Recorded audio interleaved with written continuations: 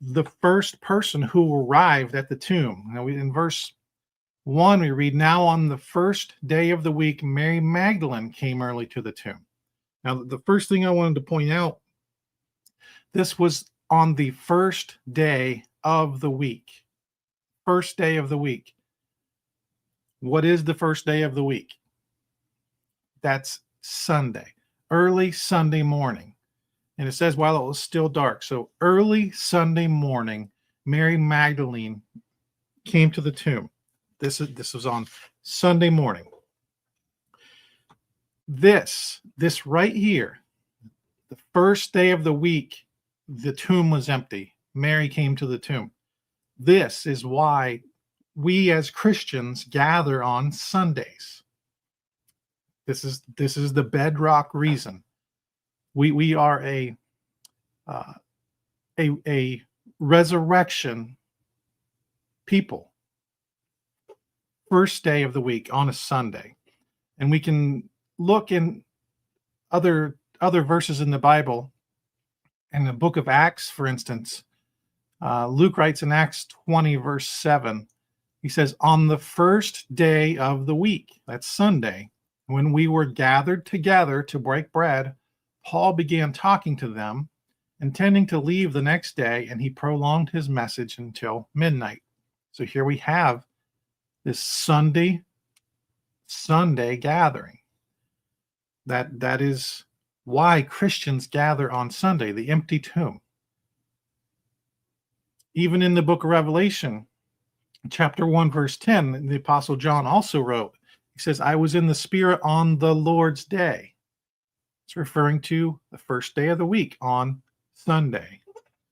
This is the day that Jesus rose from the dead. And that is why we gather on Sunday.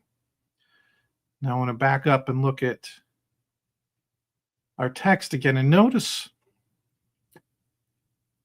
what John says here. Mary Magdalene came early to the tomb while it was still dark. So you picture Mary coming in the darkness to the tomb.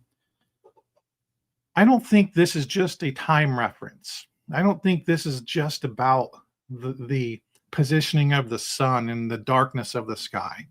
I believe there's a lot of symbolic meaning here as well. Think about the disciples and the condition that they're in.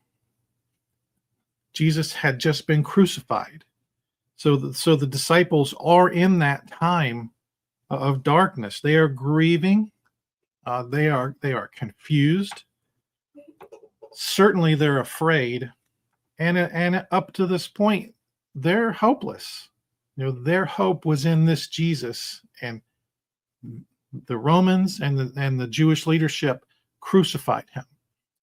So I think this darkness is very symbolic.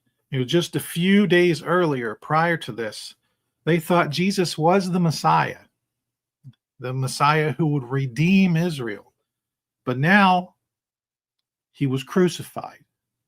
He was buried, and the tomb was sealed. So here we have Mary coming to the tomb early while it was still dark. You picture that darkness. That was both literal darkness and a spiritual darkness. I think there's a lot of meaning that we can draw out from that darkness.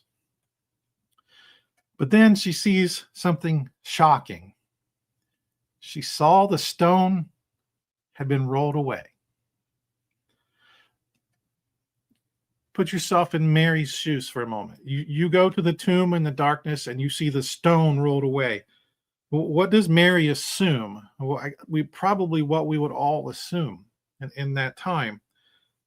She assumed, in verse 2 it says, "So she ran and came to Simon Peter, and she said, 'They have taken away the Lord out of the tomb, and we do not know where they have laid him.'"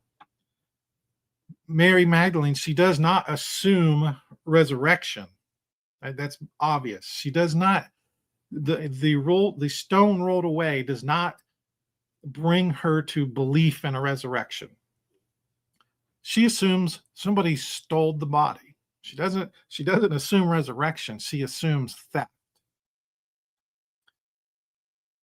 that is the beginnings of giving us a picture of something very powerful that I hope we see tonight. And we see this even when we look in other places in scripture. We look in the book of Mark. Here we have Mary Magdalene, who certainly wasn't looking for a resurrection. But Jesus in Mark 8:31, he began to teach them that the Son of Man must suffer many things and be rejected by the elders and the chief priests and the scribes and be killed, and after 3 days rise again. Jesus told them this. They heard it, but it didn't sink in with them. Even in John 2:19, Jesus answered them, "Destroy this temple, and in 3 days I will raise it up." Again, they heard it. All the disciples heard Jesus saying this stuff, but they didn't understand it. And that is very important. We can draw a lot from that. You can love Jesus. You can follow Jesus. You can be completely sincere and still misunderstand what God is doing.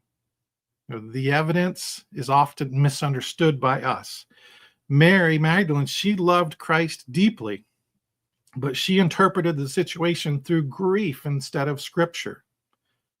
Through grief and instead of scripture. So that's where we have the confusion coming in.